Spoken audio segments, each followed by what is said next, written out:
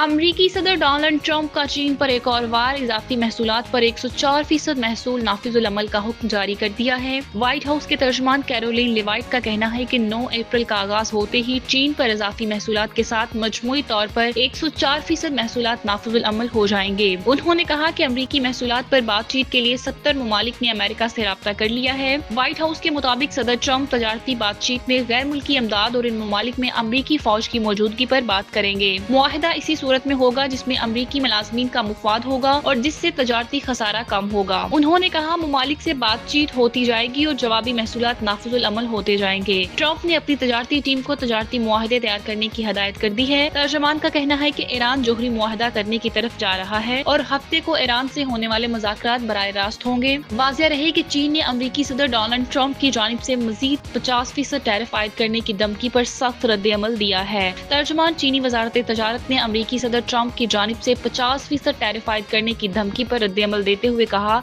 कि अगर अमेरिका अपनी जिद पर कायम रहा तो चीन अपने हकूक और मफादात के तहफ़्फ़ुज़ के लिए पुरअज़्म तरीके से जवाबी इक़दामात करेगा और आखिर तक लड़ेगा।